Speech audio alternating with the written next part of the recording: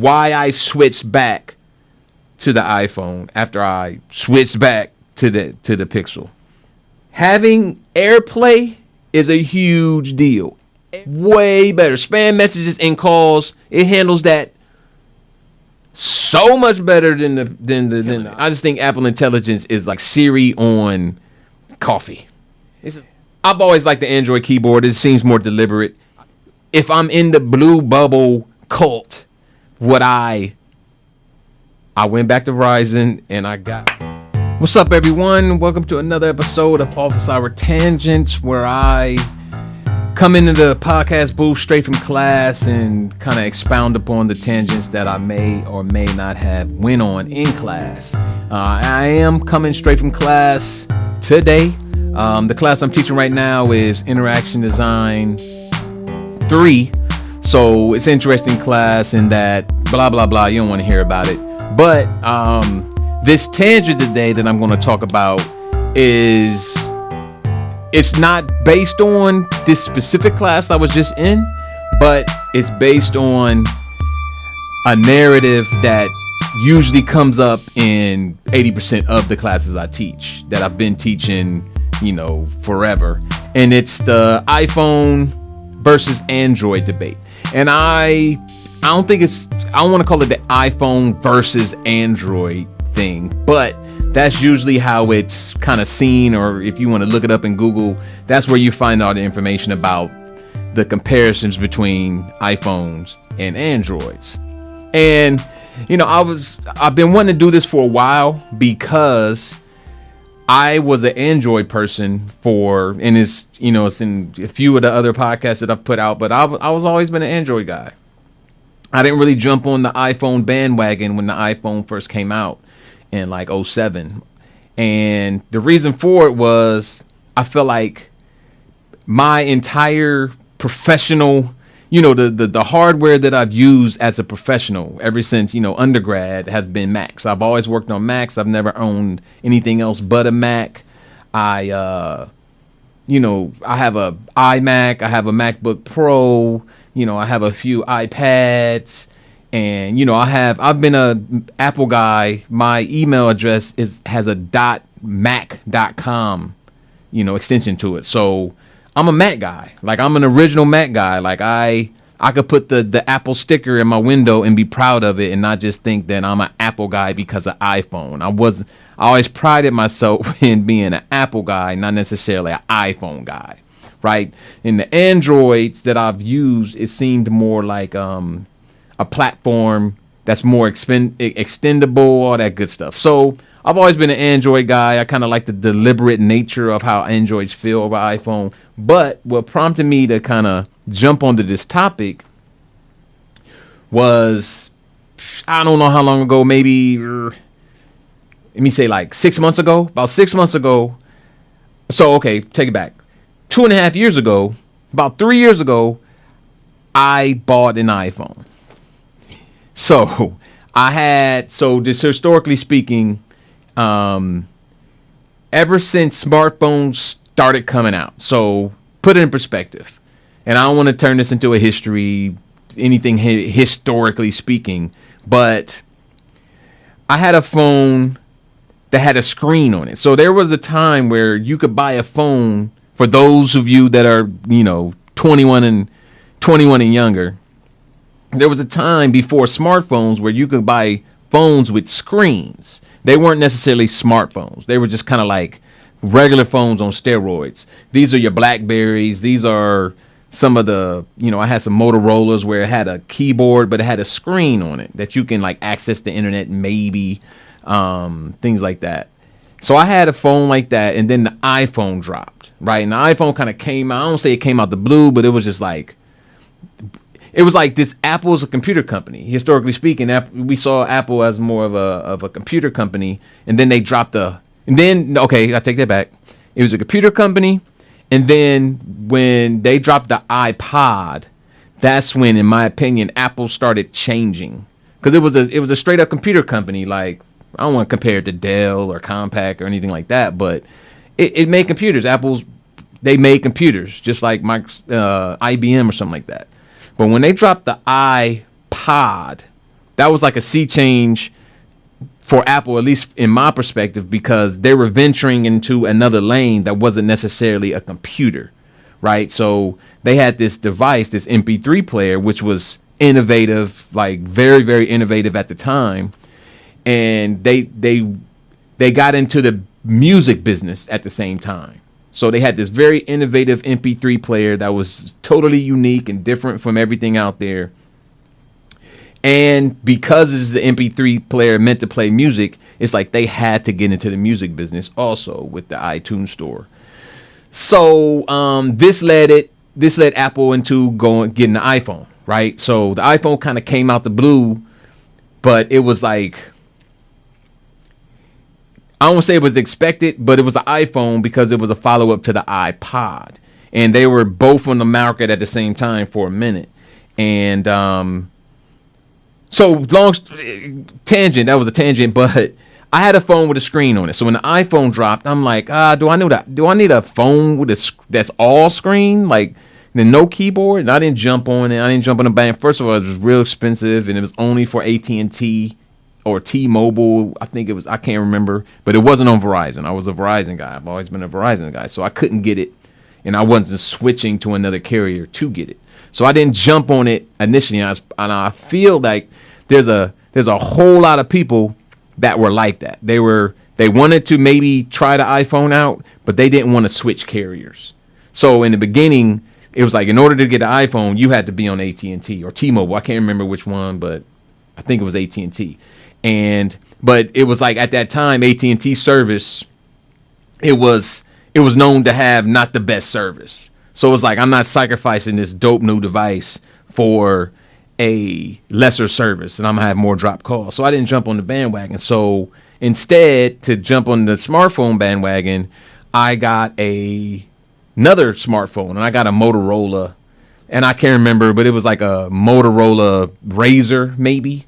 And I just kind of was in Android. I was already in the Android ecosystem. So even when I was able to get an iPhone through Verizon, I was happy with my Motorola's, and I was happy with my Nexuses. Like, I stayed on this Android kind of like train. I kind of liked it. And so I've been an Android guy since then. So that's like 2007 till 6 months ago. And I mean, to 2.5 years ago. And I decided to get an iPhone for one reason, because the iPhone 13 was the last. I was doing my research. It was the last mini phone. So I wanted a small phone. I wanted a phone that I could access the entire screen with one finger, right? My thumb, not a finger, a thumb. And the mini phones, I could do that. Whereas all the other phones coming down the pipe were getting bigger and bigger, right? So instead of upgrading to a bigger Android phone, I saw that the mini, and then I found I was a Pixel guy. I've been a Google Pixel guy since the Google Pixels came out. And I saw that they weren't even making mini phones anymore, small phones. So I decided to get the 13 mini because it looked like that was the last small phone that may ever get created, smartphone. So that's why I got this. And I was going to give it a chance and then see what went from there. I had it for 2.5 years. Pretty much satisfied by it. But, the battery started going dead. It's an iPhone, so the battery just started getting crazy all of a sudden. And it was time to upgrade. So I was like, okay, I'm going to go. I was researching the Pixels. I saw the new Pixel. I forgot what number the Pixel I got, this one. But Pixel 9 Pro. I think it's a Pixel 9 Pro. And it's not small, it's not mini, but it was just like, I need a new phone because my battery on my iPhone's going out. So I went back to Android, right? I was like, okay, I did this iPhone experiment. There were some things that were still getting on my nerves about the iPhone. So I went back to the Google Pixel. Had the Google Pixel for 2 to 3 months. I think about 3 months. And then decided to go back to the iPhone. So this tangent is about why I switched in the first place and why I switched back to the iPhone after owning the the newest and the shiniest Pixel Pro Android device.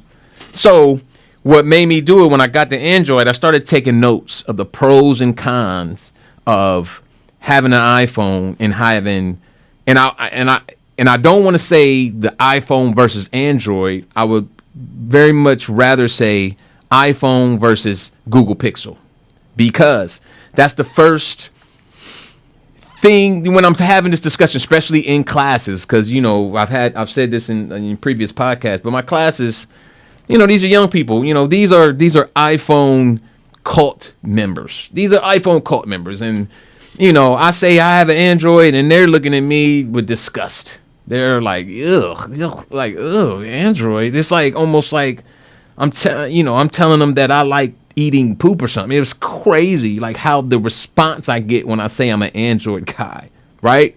And another reason that made me switch was the blue and green bubble debate, right? And it seems so trivial when I'm talking about it, because it seems so like the difference. What's the big difference between a green and blue bubble? But it's enough to like have people not respond to your messages. It's like a big deal. So I wanted to go back to the iPhone I wanted to go to the iPhone for the first time ever to just see if I'm in the blue bubble cult, how would I feel about that? It would just give me more information. So I was at a point where I was never downplaying iPhones. I was just always pumping up why I was an Android guy. But I couldn't go further in the iPhone debate because I never owned an iPhone. So this is my chance to kind of see it. And then so what happened is I got the Android, and then I started taking a list of pros and cons. So I actually had a list that I was putting into the notes in Android, and like the pros, things I would notice. And it was like, and I'll be driving, I will pull off the road like, oh, there was something that was better on Android than it is on iPhone, or something that was better on iPhone than it is on Android, and it helped me decide which direction I was going to take going forward.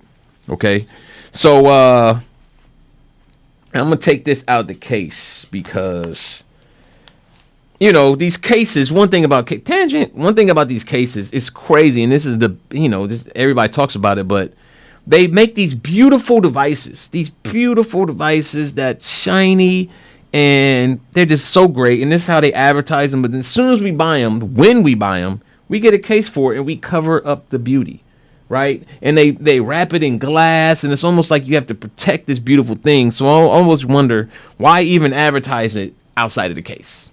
It's like advertise it with the case on, because that's how you're going to use it anyway, right? The iPhone 2 have these cases on them that hide the beauty of the phone, because we're scared to break these tools that we have. And I still consider them tools and not toys, right? So here's my iPhone mini, and here's my Pixel 9 Pro, right? And so I just want to go over some of the pros and cons of why I switched back to the iPhone after I switched back to the Pixel, okay? So, and I'm doing this in the order that it came to I don't have it in order of priority or anything. I kept it in the order that I wrote it. So the order that I noticed these things. And I started as soon as I got the new Android, the new Pixel. Okay. So I'm driving off the Verizon lot. And let me put it over here so I won't be looking away from the camera. And Android Auto. So if you go into your car, all the modern cars right now, you go into it and you hook up your phone to the Bluetooth, and iPhones, they have CarPlay, right? You can have your interface basically mimic their CarPlay interface, which basically just looks like a dumbed down iPad interface. And then Android has Android Auto, right? And it's the same type of thing. It just looks slightly different. Android Auto starts up more consistently and uniformly than CarPlay. So that's the first thing I noticed, is that when I hooked up my Bluetooth, and day by day, Android Auto, when I turned my car on, it would hook up, it would start and be ready to go faster than CarPlay. Sometimes CarPlay, and I drive a Ford vehicle, but sometimes CarPlay would not recognize, like the Bluetooth wouldn't recognize the phone, or it wouldn't turn on CarPlay automatically. I had to go find it and like turn on CarPlay sometimes. Sometimes if you go into the store and it come out, it wouldn't recognize it and put you on. But Android Auto seemed to always, like very rarely would it not recognize the phone and the Android Auto interface. So Android Auto, and I'm not treating it like, check mark here, but it's just some points. So Android Auto, to me, is slightly better than CarPlay. All right, so that was, and I was happy about that. And that happened as soon as I got from the store. But Apple does not make it easy to transfer to Android.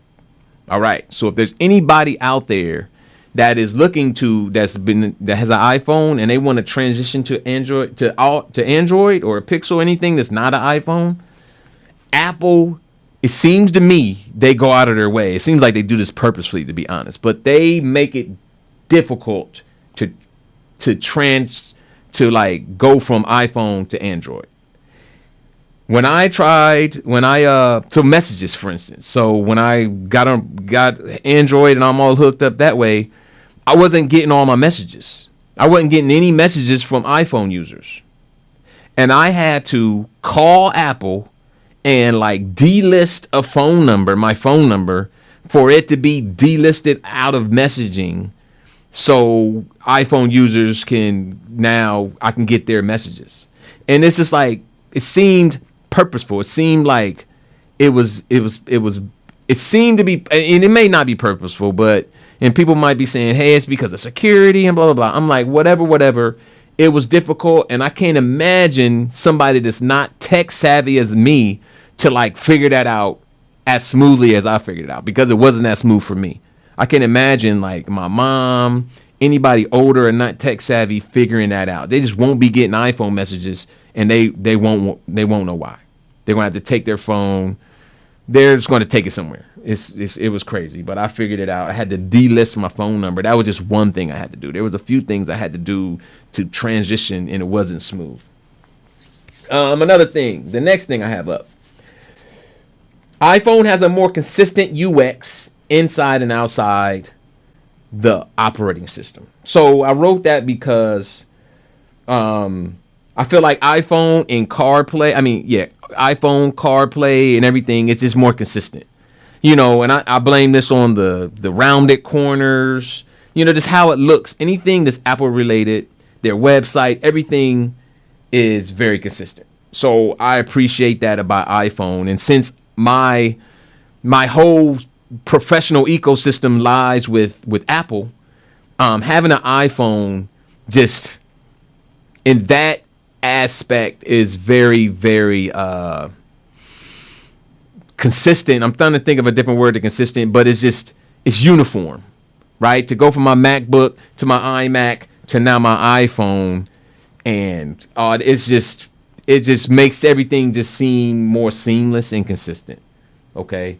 Another thing that I noted is that only iPhone I've ever owned was this 13 mini.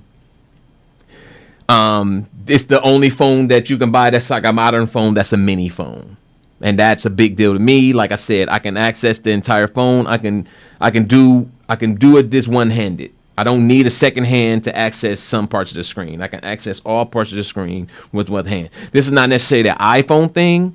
Like I wish the Pixel would come out with a mini version. I would probably jump on it. But the fact that I can, and it weighs less in my pocket, is less heavy, it's less of a brick, especially when you put the case on it, than any other phone right now. It just feels perfect in the palm of my hands.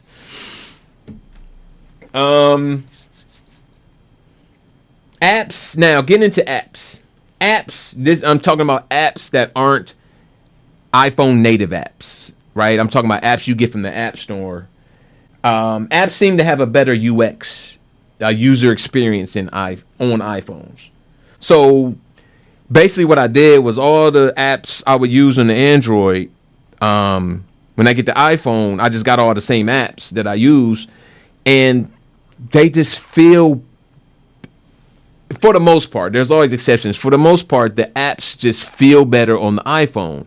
And I think it's because that's, a little bit of what I do is like, application design is that a lot of apps are designed for iPhone first, especially the apps that have the biggest followers or user base in the United States. So if a application designer and developer or design house, they want to come out with an app that's going to reach the most people off the bat, they'll design it for the iPhone first, because usually you have to find a developer to develop this, to code it and to make sure it works. Usually, if you want a quality developer, they can either design for iPhone or Android, because it's two different coding languages. Now I know there's some things like there's some languages you can use and some compilers that you can like code it once and it'll compile it for both, but it's almost like it's okay code. But if you want to make like great code specifically for a device, you need somebody who codes for the iPhones and you need somebody that codes specifically for Androids. It's two different coding languages. And they will come out with the app for the iPhone first, because they may be only to afford that, they may have the ability or the money to pay for one developer at a time. So they'll just do the iPhone first, and they'll make it and they'll do it, and for the iPhone they'll make it perfect for the iPhone. And then when it's time to make an Android version, it's like the Apple code shoehorned into the Android code. And that's just my conjecture, but I believe that's true. So apps, just like apps you get from the App Store, they just work better on iPhones for the most part. There are exceptions. There's a lot of exceptions that actually, but for the most part, a lot of these apps, they're more uniform and they just work a little more consistently and smoothly on iPhone devices. Okay. The next thing I put is the customability of the Pixel's homepages are better. All right, I wrote this because it's always been the case. The iPhone is better now. I mean, I never had an iPhone, but I had an iPad and all this stuff, and it's exactly the same. But the customability of the different home screens for the iPhone used to be paltry, right? You can move around icons and things, but like not until recently you were able to like put them in the folders and put them in the groups, or have widgets. I think they added widgets not too long ago, but Android's had widgets forever, and they've had folders forever. And then I just feel like still, even though the iPhone's catching up, Android it's way more customizable. You can customize your phone to kind of function and feel exactly how you want it to function and feel. Where I feel like on the iPhone, you're basically stuck to how they want it to feel to you. Okay? You're just kind of stuck more. I just feel like you have a little more freedom with Android. It feels almost like the PC versus Mac debate, in that PCs are extendable. You can upgrade them. They're all this stuff, and then Apple's, you get what you get. You can't open them up anymore. You can't extend them. You can't change the battery. You just have to get a new device type of thing. That's where Android versus iPhone, it seems like that sometimes in that domain. Now, this is one of the main reasons why I was like, I might have to switch back to the iPhone after I got that Android. Having AirPlay is a huge deal. AirPlay, especially me being a professor. Sometimes when I'm presenting something, and then I have to show, I want to show my phone screen. AirPlay, because we use Apple TV here, but even on my Roku TV at home, AirPlay is just built into more devices than, I don't even think Android has a uniform way to stream to another screen. Right? It's always some kind of, I got to download some app. You got to hope that the device has that capability from an Android. But I feel like AirPlay is like burned into almost everything. Right? Especially in my ecosystem, I use Roku TVs at home.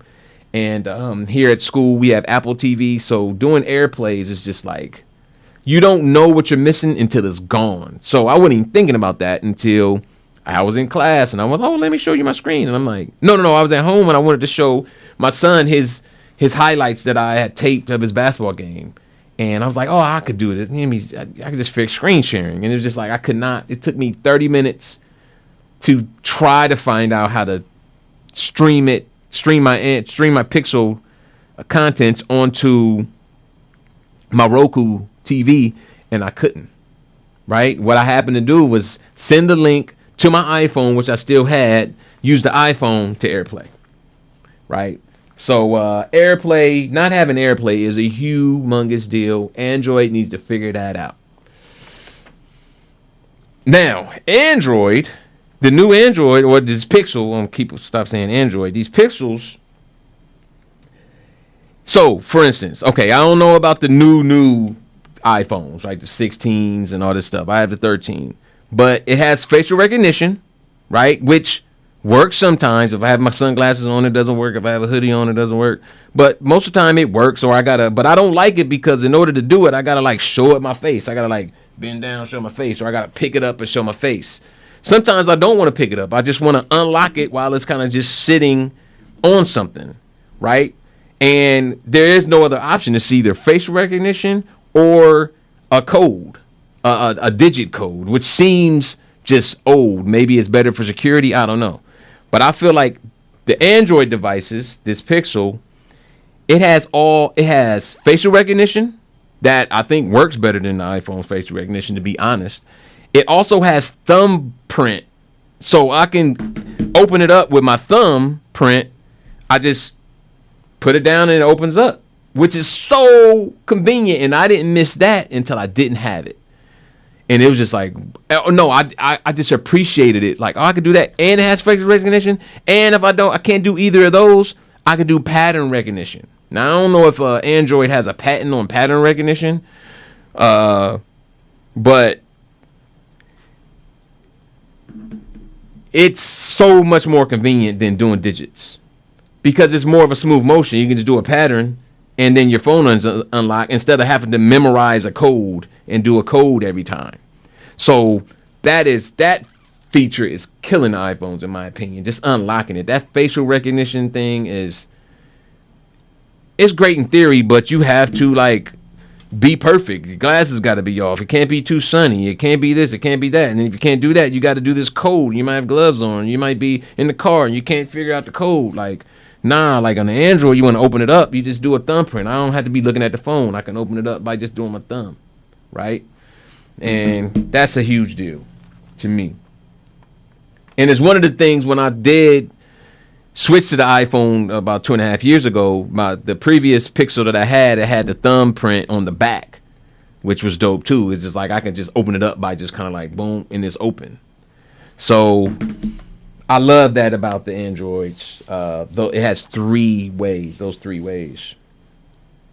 My Pixel, so it filters out spam messages way better. Spam messages and calls, it handles that so much better than the iPhone. Oh my goodness. I get spam messages and spam calls all day from the iPhone. I block. I do everything I can outside of, getting an app, because I don't want to just overload my phone with these apps. Like, you use this app to like stop spam, and use this app to do this, and use this app. On the Android, it's like built in without even trying.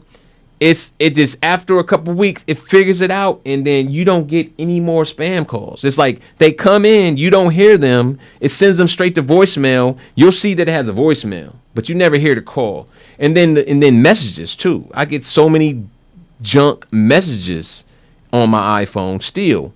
But on the Android, I didn't get any. It's like I didn't get any junk messages. Like, I might have got a few, but it was like not enough to notice. And I don't know what's going on security wise, but spam and junk is handled way better, at least in my limited research and experimentation, way better than the iPhone, which is a big deal. The next thing that I noticed when I switched, AI features. Now, Apple Intelligence, Google would, Google is just AI. If you forgot to be reminded of, don't think AI is new. Google is AI. So when Google came out in early 2000, that's AI. That was our introduction to AI. Just understand that. And AI features in phones, and I feel like AI is just a catchphrase right now that people are using just to seem like they're with it. But the AI features on the Androids are just killing the iPhone. AI, what do they call it? Apple Intelligence. It's killing it. I just think Apple Intelligence is like they panicked because everybody was talking about AI and they weren't, and then they just were like, we got Apple Intelligence, and this is like, I feel like it's just like Siri on, not even steroids. I feel like it's like Siri on coffee. This is like Siri still. I feel like it's still Siri. It's just better Siri. But Siri is so, in my opinion, so not good. The AI feature. If you're into AI and you're into AI correcting your photos and doing all that stuff, the Pixel. I don't even have this listed. The Pixel camera is still better than the iPhone camera. I don't even have this on there. That's just a given. It's been better for years now, and the iPhone's catching up. And it might even get to even, but it's not better yet. I just still feel like the Android, the interface, the quality, I just think it's better than the iPhone. I just think the iPhone, for all it just looks better as far as like the interface, maybe. But the power, and I don't even think it looks better. I think the Android interface for that is more like a tool, and it feels more like a tool. It feels more like a real camera for real. But yeah, if you're looking for AI features, get to Google. And that's another reason why I jumped to the Google. It's like, okay, this AI stuff is coming down the line. If I want to do my experimentation, I probably want to do it with the best device for AI right now. And I know that's not iPhone. And that's another reason why I switched. And I'm not taking a tally right now, but it seems like it's 50-50 when I'm talking about pros and cons as far as Apple and Pixel. Next thing I wrote down, Pixel search from the operating system is way better. Okay. I use Google search all the time. I use Google to search. That's what I do most of the time on my phone is search for stuff. Just because Android is Google and Google is search, the Android kills iPhone in that. It just is what it is. iPhone goes out of its way to like try to steer you towards their searching, and it's always terrible. But the Android has basically the search feature is at the bottom of every page, so it's always there because that's their whole ecosystem is built around search, right? Search results. So the search is used for a lot, almost like half the stuff on the Android is used with the Google search, right? And it's always available. Whereas on the iPhone, there's no widget, so you can have Google as a app icon, but you cannot have Google as a widget. Like you just want the search widget on your homepage. No, it's like it's not allowed because it's Google. It's like Bloods and Crips. It's like just because we're not gonna allow your search, which is the best way to search, and we know that, but we're not gonna let you have a widget. So you must click on the Google icon to launch the Google app, and then you have to click on the search, and then you search. I look at it, that's 2 extra clicks that I don't need. On the Android, I can click on the search once, and I can start searching my thing. To have to click it, wait, and then click again is cumbersome. It became cumbersome when I was doing it day to day, right? It just became cumbersome, and that was a big deal. Let me see. Next thing I wrote, the app drawer swipe motion is different and is a good analogy of how the 2 OSs feel, how the 2 operating systems feel. What I'm talking about is the way to kind of like see all your apps on both phones, right? So you don't have the apps on your homepage and you want to see all your apps and get to all your apps, right? And the motion on both devices is kind of like start from the bottom of the screen and swipe up so it's a little different. On the iPhone, it's like swipe up, and it's kind of like a smooth motion swipe up, but it's not deliberate. I think it feels better on the Android to swipe up from the bottom, and you kind of hold for a minute, and it gives you a haptic feedback, like a little pulse that, okay, your app drawer is now up.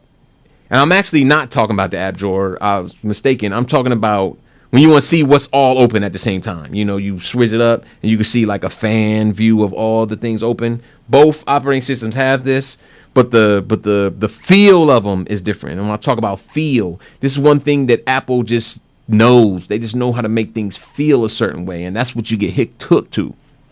But the Apple motion is more smooth. You swipe up from the bottom and it kind of stays, but sometimes it doesn't.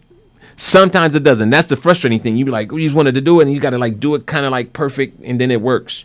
With the Android, you kind of swipe up and you hold for a beat, and it gives you an indication that the app's okay. Now it's ready to go, and I like that indication. It's more robotic and more like I swipe up. It's a little haptic feedback. Like, okay, now that's up now. With iPhones, you just kind of like have to hope. One thing they can do is just add a little haptic feedback when it's up, and that would just solve the problem. But I just like the feel of that. And overall, I just like the feel of the Android better, of the Pixel better. And I keep on saying Pixel because if you didn't know, the Google Pixel represents like the base, the most unencumbered, the truest version of Android, the Android operating system. Just like the iPhone is the truest version of the iOS operating system. I mean, because it's only on iPhones. The Pixel is the truest version of the Android operating system. Once you start getting into the Samsung Galaxies and the Motorola's and the, you know, all those other ones, they all have different variations of the Android operating system, right? But the Google Pixel is the Android operating system without any filters and additions to it. Okay, so I'm not talking about Samsung. I've never owned a Samsung. I'm not. So a lot of when I talk to students, they just kind of think iPhone and Samsung, like those are the only two companies that make phones. And like, nah, I'm not talking about Samsung. I personally, the times I do like use the Samsung interface, I typically don't like it. But don't think that the Samsung interface is the true Android interface. It's they're building on top of the Android interface, whereas the iOS, they don't allow anybody. It's not open source. They don't allow anybody to build on top of their iOS. The iOS is the iOS is the iOS.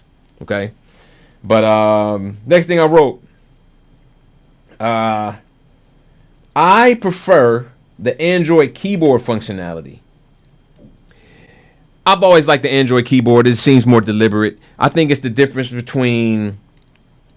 So any gamers out there or anybody like that, like they prefer mechanical keyboards. So like the old school keyboards that are like the keys are big, and when you click on them, they make a sound that's satisfying, right? And there's a click, there's a haptic click when you click on it. It's almost like typewriter-ish, right? You kind of want that when you want precision. You want to know when you hit a button. And for instance, if you got a MacBook Air or something like that, especially an old one. They had this kind of like butterfly type keyboard where it's like silent. So you're hitting the buttons, but it's like the buttons are skinny because, the laptop, and they don't have a satisfying click to them. It's just a preference thing. But I like the more deliberate nature of the Android virtual keyboard than I do the iOS. Little things like the top row of buttons, I can hold down and get a number. So instead of having an iPhone, you have to like click the number, kind of like a switcher, and then everything turns to numbers and symbols, and then you have to find your numbers there. Where in the Android, if I just want to write the number 9, I can just type what I'm typing, and I can hold down whatever letter that corresponds to in the top row for like a second, and then it turns to 9. Without having to access my numbers. You can access a lot of things like that. I just feel like it's more deliberate. It's more forward thinking, whereas I feel like the iOS keyboard is just stuck and I like a time warp. I really do. Okay. Next thing I wrote, having 5 apps. So on the Android, on my Pixel device, at the bottom, your bottom drawer, you can fit 5 apps down there. 5 app icons, whereas on the iOS, you can only fit 4. I like the fact that I can fit 5. That means those apps are going to be down there for every screen. Those are your most important apps that you use the most. I prefer 5. There's always this 5th app that I wish that I could fit into my iPhone drawer at the bottom. So the Android allows 5, and I prefer that. Now, as I keep on saying this, it's almost like Android is pulling away, right? Bear with me. The next thing I have is the Android Auto Map allows satellite view and pinch to zoom. So in Android Auto, when I'm in my car, the Android Map, right? So even when I use my iPhone, I use the Google Map. Like I stay away from Apple Maps. Look it up. I just do. It's going to drive you into a brick wall. So I use whatever. But using the Google Maps through an Android device in the Android Auto, I'm able to pinch and zoom through that interface. Whereas when I use Google Maps through my iPhone through CarPlay, I am not able to pinch and zoom. I'm able to. They just gave me the ability to kind of look around instead of using arrows, right? But I don't think I'm able to pinch and zoom. I still have to hit plus or minus in order to zoom, right? And I really, again, I feel that's an Apple thing on purpose, that they're just making it so if you're interacting with an Android at some level, no, you're like, so, okay, you want to access Google Maps using an Apple? Okay, cool. You can access Google Maps, but you're not going to be able to pinch and zoom. And it's almost like we're going to give it to you, but we're not going to give all the abilities of it to try to nudge you. Have you tried, Apple Maps? We've made it better.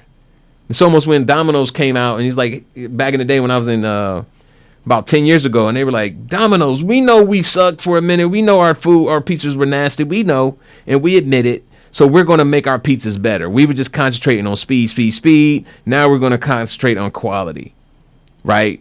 And it feels like that's what Apple does. It seems like it thwarts abilities from other app developers or hardware developers to try to make their stuff seem better. I just feel like they actually do that on purpose. I really, really do. Next thing, a couple more. Oh, when you're back to Android Autos, of course, I'm in my car a lot. So back to Android Auto. CarPlay, when I get a message, it shows that I get a message on my screen, but it doesn't have any text, and it has no option to give me any text. Now, I haven't looked into it deep, but I can click on it, and Siri will repeat what the message says to me audibly, which is cool. Android can do the same thing. But what I liked about Android is that I could change the settings, and I can have it so when that message comes up when I'm driving, it'll show me the first line of the message at least. So it's not enough for me to read and get in an accident, but it's enough for me to read that first line, and I can get a gist. Because that's all you want, is a gist of the message.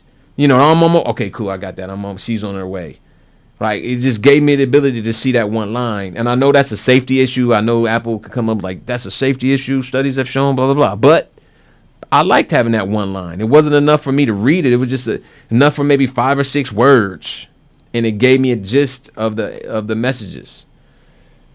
And I'm done with my list. So that was my list. And those are the things that stuck out. So what happened was, to go back to the original point, I was a Pixel guy. Like, I've had Google Pixels since the first. I had Nexus. I think I had the Nexus. I forgot who made the Nexus, but that was like the precursor to the Pixel. So I've had Pixels since Pixel's been out, and that's been my favorite. And I tell anybody in the world, I think the Pixels are the best phones. I think they're the best phones overall. Notice I said the word phone. It does phone things way better than the iPhone. It just does. It's just more deliberate. It's way more powerful. It just is what it is. But, so I had it for about 3 months. And I went back to Verizon and I got my iPhone turned back on. I replaced the battery. Battery is like $80 or $90 to replace the battery, which is expensive as heck. But it's way cheaper than me getting another iPhone. And at that time, I had used my Pixel. I couldn't return it or nothing like that. when I had like couldn't get any sales. So I just bought a new battery. Then I just kept it pushing with my iPhone. And the battery's already not working that well anyway. I get it. I get the operating system is, the phone's getting long in the tooth as far as hardware. And I know how Apple's going to, come out with features that my phone isn't going to take advantage of because it's old. I know how Apple does. But the reason why I switched back was the feel. It's what I've talked about in a couple podcasts before. It's the feel of the iPhone that made me go back ultimately. But all in all, it's the size, since it's a mini. The fact that having this thing in my pocket, it makes my pants sag sometimes. It's so heavy. It just does. It's big, especially with the case on it. But this one, it's just, you barely feel it. It just is what it is. And, it's the Apple feel. It feels, you just get used to the feel. So now I can see why the cult of iPhone exists. I really can. And I came, and like I said, I refer back to these podcasts, and I'm like, when students defend their iPhone, they never speak to like hard facts. They just say it feels better. And it just does. Like they've kind of mastered how things should, how the vibration should feel, how the rounded corners are, how things fade in and out, how things bounce. It's just like, since it's a closed system, and it just makes it seem so much more consistent, right? And then AirPlay. So if there was a direct reason, it's AirPlay. The fact that I can't use AirPlay with the Pixel is tough. Like the green blue bubble thing, that wasn't a big deal when I went back to the Android. Like that wasn't a big deal. Like anybody that won't message me just because I don't have blue bubbles is a terrible person. I just chalk it up to that. But the AirPlay, I use AirPlay enough, and I never think about it when I use it. But whenever I needed AirPlay, when I had the Android, it was always an ordeal. And it would always lead for me to say, I'm about to have to go back to the iPhone. Then I'd be like, no, this Android's good. It does this better. I like this better, and I liked it better. But as soon as I got to a situation where I wanted to AirPlay something or AirDrop something, AirDrop 2, for me to be able to have a file on my phone and then AirDrop it seamlessly to my Mac is like crazy convenient. With the Android, I would have to like get it, send an email to myself type of thing. And it's just, that's how Apple keeps you in the iPhone cult, right? It's the feel, it's the little things. And this is what I teach my students, like, beyond the big overriding things that you learn, like once you start concentrating on the little things, that's what people start to notice. That's what people start to talk about. They don't talk about how overall it just feels better and I like the blah, blah, blah. It's just like AirPlay. Blue bubbles. It's just like always little things that keep people coming back. Okay, so all in all, I'm still with the iPhone. Not saying that I won't ever go back to the Android. If Android comes out with a small phone, I'm looking heavily in it. If the Pixel figures out a way to have some system, some kind of something that's similar to AirPlay or AirDrop. I think they have those kind of things, but it's like pixel to pixel. They have a lot of cool things. Now, they do have a lot of cool things that are pixel to pixel. Like if somebody else had a Pixel, we can exchange information. We can do the AirDrop type of thing, but it has to be pixel pixel. And I don't think I've ever met somebody that, you got a Pixel too? I got a Pixel too? Oh, like it's never like that. So that's another reason. So all in all, that's the reason why I was an Android person, switched to iPhone as an experiment, switched back to my Google Pixel, the brand new Google Pixel Pro and all of that. Even having that in my pocket for a few months, I decided to switch back to my iPhone mini. And it's the feel. And that's what I've been talking about on my podcast. Like, what we teach in design, at least what I teach when I'm teaching my design classes, is I teach the nuts and bolts, but I talk about feel a lot. I talk about how are you going to make it feel a certain way, and why should you make it feel a certain way? Right? It's the feel that keeps people coming back. So yeah, so that was a total freestyle tangent, office hour tangent.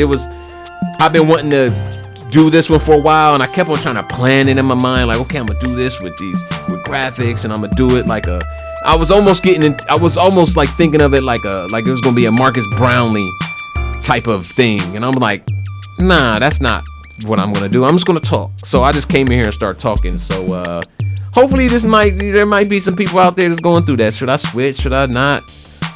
This might help some people, but this is the reason why I switch, then switch back, then switch back again. Okay? Until next time, peace.